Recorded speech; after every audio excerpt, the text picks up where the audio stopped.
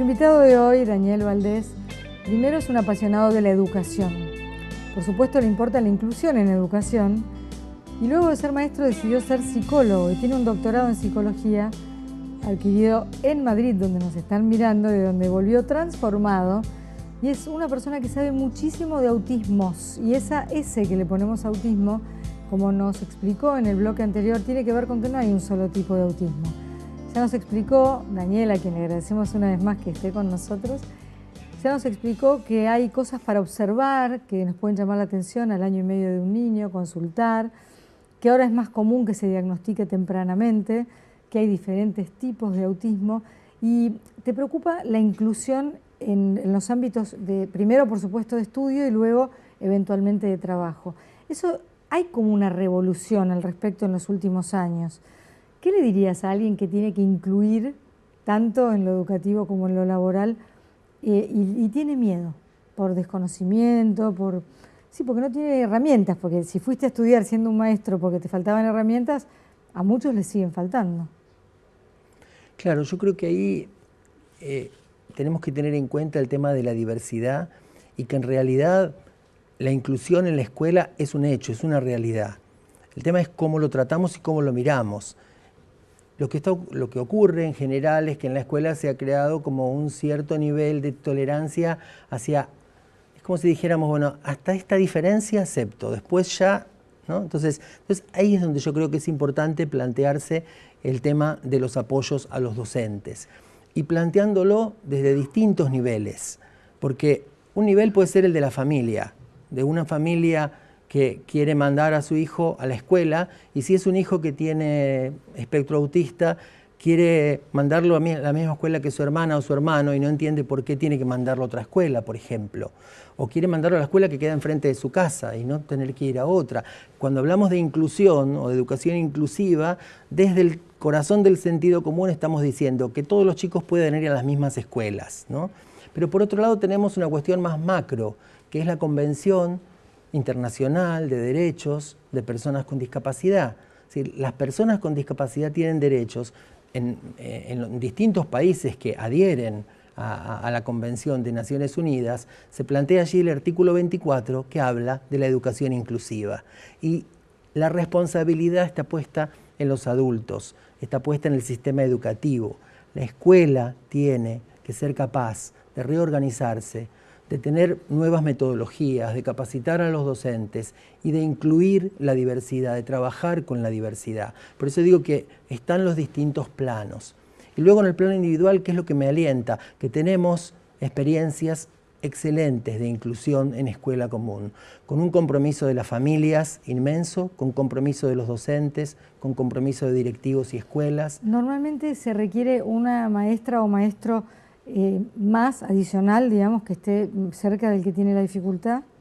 Sí, en general así se ha entrado en el sistema, es decir, con lo que se llama en general maestro integrador, o en algunas jurisdicciones maestros de apoyo o maestros de apoyo a la inclusión en algunas provincias. Pero la idea, nosotros estamos planteándolo desde una investigación que estamos haciendo en Argentina, hablar de dispositivos de apoyo a la inclusión. ¿Por qué? Porque el dispositivo de apoyo puede ser muy diverso. Imagina que a cada chico se le pusiera una maestra integradora, a cada uno. Llegaría un momento en que en el aula podría haber 3 o 4 maestras, ¿no? Entonces, la maestra integradora ha sido clave, pero la maestra integradora lo que me está mostrando, paradójicamente, es que la escuela no es inclusiva. Una escuela inclusiva no debería necesitar una maestra integradora, pero sí dispositivos de apoyo. ¿Qué quiero decir? Podrían ser parejas pedagógicas, que en un aula haya, como hay en algunos casos, hay experiencias de 2 maestros en un aula. Para todos. Por ejemplo, para y todos. Cuando de pronto Juancito lo necesita, está disponible. Y luego hay ajustes. La convención dice los ajustes necesarios. ¿Por qué? Porque tal vez haya chicos que no hablan pero se comunican y se comunican con su iPad. Y esos son ajustes. O por ejemplo, estaba pensando que la inclusión uno siempre la ve pensando en el que tiene la dificultad, pero también los que están alrededor tienen que aprender mucho de esto, ¿no? Para no excluirlo peor todavía, no burlarse y aprender todo lo que haya que aprender, que creo que es una enseñanza de por vida, ¿no? Para los que están alrededor. Exactamente. Y creo que tenemos que tomar justamente esto como una oportunidad de enriquecimiento. Y al revés. Porque además, ¿cuántas veces cualquier chico sin espectro autista, te dice, la cuenta no me sale, o no sé, o leí mal y me pusieron tal nota? Dificultades frente a los aprendizajes. Entonces, el tema justamente es no patologizar una dificultad, no patologizar un fallo en el rendimiento, sino tratar de evaluar y comprender qué es lo que está ocurriendo y con qué dispositivos de apoyo se pueden romper barreras. Mira, hay una cuestión que está en los documentos internacionales, pero supone un cambio importante y se pasa del modelo individual al modelo social. ¿Qué significa? Que ya no se habla en la discapacidad del problema que tiene la persona. Es decir, como si yo dijera, tu discapacidad es grave o tu discapacidad es poquita, digamos, ¿no? Lo que se está hablando de niveles de apoyo que necesita la persona. Cuando yo hablo de los niveles de apoyo que necesita, lo estoy planteando en un término de contexto. Y eso es muy importante porque ya no estoy planteando el problema como que es tuyo e individual, sino que es un tema que la comunidad tiene que asumir. Como sociedad. Exactamente. Es como si dijéramos, mira, hay una persona que tiene una silla de ruedas y la escuela está llena de escaleras. Entonces, el problema no es la persona con silla de ruedas. El problema es que no es accesible ese entorno. Para dar un ejemplo muy trivial. Para no mirarlo siempre claro, con un montón de ojos que lo miran y manos que lo señalan. Por eso se dice, volviendo al autismo, de esta idea de hablar de un desarrollo diferente, ¿no? En términos, tal vez sea algo teórico, pero en términos de Vygotsky planteaba que hay diversidad en el desarrollo, es decir, puede haber diferentes tipos de desarrollo y no necesariamente tengo que pensarlo como un déficit, sino ese desarrollo necesita apoyos en algunas áreas, pero buscar cuál es el potencial. No enfocarme siempre en lo que no puede, sino en lo que sí puede hacer. Bueno, creo que todo ser humano necesita eso.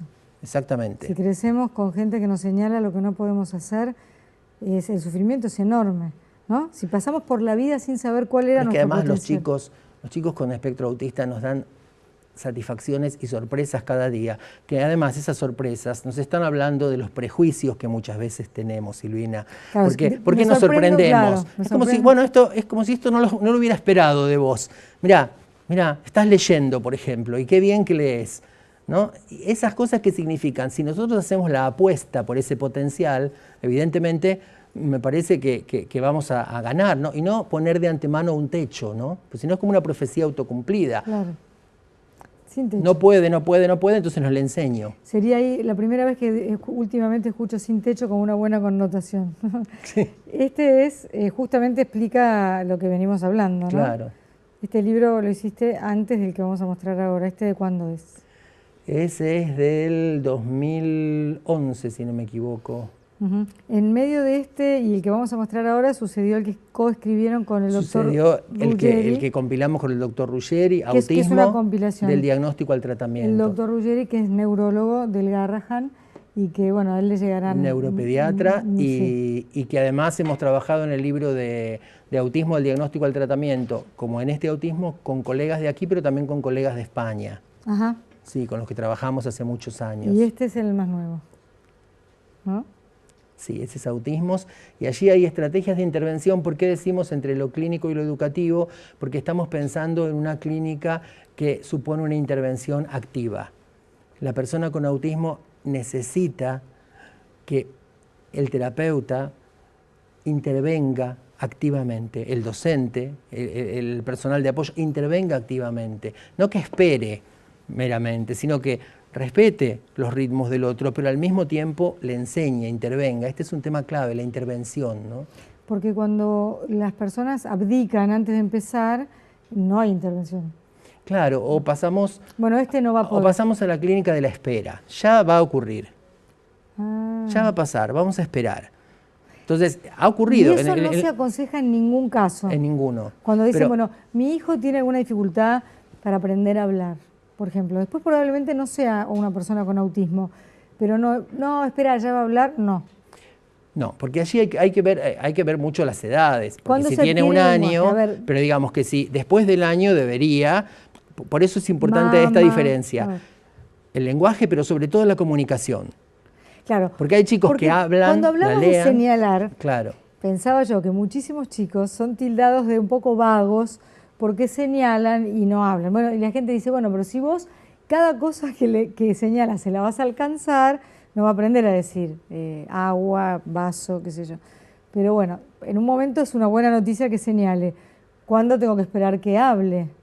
Más o menos. Claro, en general aparece después de los 18 meses, junto con estas pautas comunicativas, ya hay vocalizaciones. Y a veces muchas vocalizaciones. Sí, o esa forma de hablar que entiende la madre. A los 2 años cada vez hay más palabras, 2 años y medio, cada vez más palabras.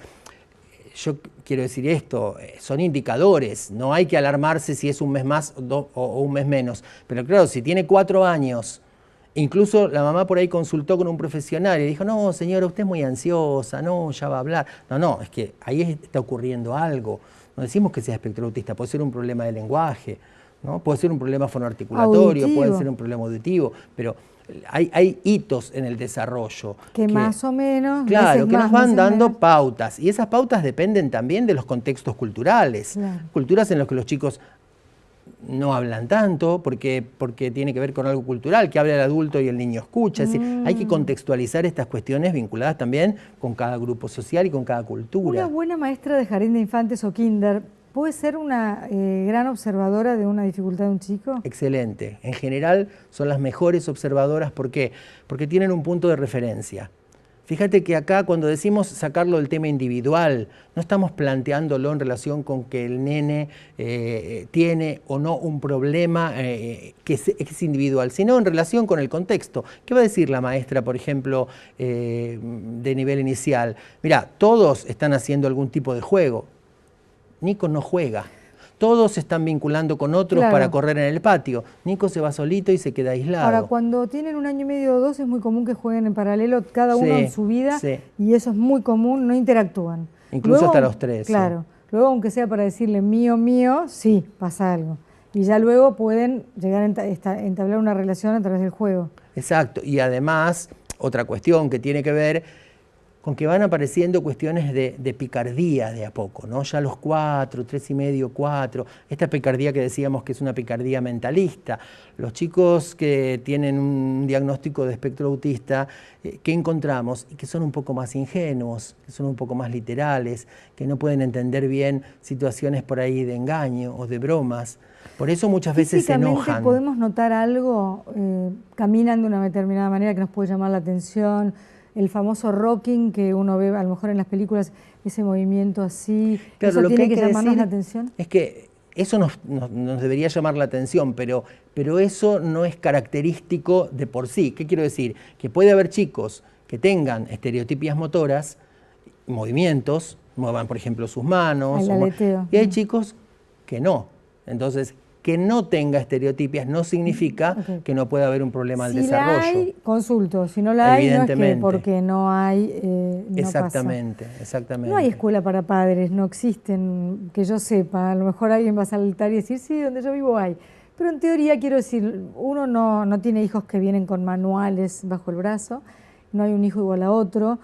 Pero cuando existe una dificultad extra, más aún podemos decir, no hay escuela. Pero ¿qué pueden aconsejarles ustedes en general a los padres? Porque si bien pasan muchas horas escolarizados, otro tanto de tiempo lo pasan con sus padres y sus hermanos, los chicos. ¿Qué se aconseja para colaborar con este desarrollo? Mira, cada vez yo creo que hay una situación importantísima en relación con el campo del espectro autista, que es el papel de las asociaciones de padres. Históricamente, y eso fue en el mundo. APADEA, por ejemplo, Teje de Padres, Brincar, hay una cantidad de organizaciones. Asana, creo que hay otra, ¿no? Bueno, pues sí, por ahí voy a decir mal. ¿Por qué? Porque han sido históricamente quienes han impulsado la investigación, quienes muchas veces han ido a la vanguardia y exigiendo a los profesionales también que nos actualicemos de algún modo. Entonces, probablemente algo que a mí se me ocurre decirle a los papás, además de que hablen con los profesionales, con nosotros, que poder responder todo, que es muy importante que se encuentren con un par, con una mamá, un papá, que ha recibido el diagnóstico, que tiene una experiencia, un recorrido. De hecho, todas estas organizaciones que mencioné hacen reuniones para padres, que además son gratuitas, brindan asesoramiento gratuito. No solamente en lo médico, sino en lo legal, en los derechos que tienen frente a sus diferentes obras sociales o prepagas. Que hay un camino recorrido que hay que aprovechar porque hay otros que lo han hecho. Porque además hay algo que va más allá de lo que es específicamente terapéutico. O sea, claro, programas de tratamiento, cuáles son los últimos, cómo intervenir, etc. Hay muchas cosas que son técnicas, pero otra es cuando mamá o papá te dice, mira, estoy muy angustiado y necesito hablar con alguien. Más allá de que tenga su propio espacio terapéutico, también hablar con otra mamá, otro papá, esto es fundamental. Nosotros hemos formado justamente con las ONG vinculadas a autismo, REDEA, que es la Red de Espectro Autista de Argentina. Despacito, a ver, ¿cómo se llama? REDEA, Red Espectro Autista de Argentina. Si alguien va a REDEA, si va al Facebook de REDEA, por ejemplo, es absolutamente gratuita toda consulta. Y allí estamos haciendo la página web para hacer campañas, para hacer difusión, para de repente alguien que nos escribe desde otra provincia y ubicar, bueno, dónde hay algún centro en su provincia, gente que se dedique al tema. Creo que es importantísimo alivianarles la mochila, sí, y armar todo redes, lo posible. Y armar redes. Claro. Nuestro país tiene distancias muy importantes, ¿no? Y otra cuestión que también está en vigencia actualmente son todas lo que se llaman terapias mediadas por padres o mediadas por familias, intervenciones mediadas por familias. ¿Qué son? O sea, los papás son papás, no son terapeutas, pero son justamente orientaciones que se le brindan, porque pensando en que tal vez estén a 400 o 500 kilómetros de una ciudad y que los terapeutas viven muy lejos y por ahí van cada 15 días o cada 10 días. Es decir, no solo pensando en situaciones, digamos, ideales de familias que tienen acceso y coberturas, sino también pensando en aquellos que están más lejos o que no tienen acceso a esos servicios, ¿no? Entonces, este es un tema clave también. Doctor, ¿se sabe estadísticamente cada cuánto nace un chico con algún tipo de autismo? Sí, en Latinoamérica no tenemos estudios epidemiológicos, pero los que conocemos mundiales están hablando de un nacimiento, o sea, un caso cada 68 nacimientos. Eso es decir, mucho. Es mucho, sí, es realmente mucho. ¿Se sabe si esto va en aumento o si simplemente tiene que ver con mejores diagnósticos? Se plantea que por un lado se conoce más del tema, por otro lado las familias se están consultando antes y probablemente una hipótesis es que haya aumento también de los casos, ¿no? No sabemos por qué. No sabemos exactamente por qué. Nos queda un solo minuto y se me ocurre preguntarle, ¿puede ser que hayamos convivido en nuestra vida laboral y de estudio con alguna persona que tuviera en este abanico de los autismos un tipo de autismo y haya tenido que, a pesar de eso, estudiar, trabajar, formar una familia con una dificultad no detectada? Muy seguramente, con mucha desventaja y con el doble de esfuerzo, ¿no? Y otra cuestión es que las personas con autismo pueden vincularse, ¿no? Pueden vincularse a su modo, pero pueden vincularse. No sé si te puedo contar un ejemplo de menos de un minuto, que lo recuerdo muy bien justamente de cuando estuve en España con un nene, Tomás, un adolescente. Yo estaba haciéndole una entrevista. Tomás, un nene con espectro autista, con lenguaje verbal, un apasionado de la geología. Conocía muchísimo de rocas. En un momento él va hasta su habitación y luego vuelve y me dice, Daniel, en Argentina hay rodocrosita. ¿Qué me está diciendo Tomás? Tomás me está diciendo... Te conozco, sé de dónde venís. Somos amigos. Somos amigos. O sea, estoy compartiendo algo que es mi pasión, las rocas, con algo que es tuyo. Que a vos te va a resonar. A vos, claro. Que yo sé que vos sos argentino, ¿no? Entonces, hay que saber leer eso también. Porque lo que estaba haciendo Tomás sin hacerlo es dándome un abrazo. Claro. Yo estaba en su casa en Madrid. Muy lindo. Y nunca más insultar a una persona cualquiera, decirle, ves, estás hecho un autista. No son palabras para eso. Eso es una barbaridad, ¿no? Muchas gracias. Gracias a vos. Gracias a ustedes por estar con nosotros y no se vayan de Orbe 21, en cualquier momento nos vemos.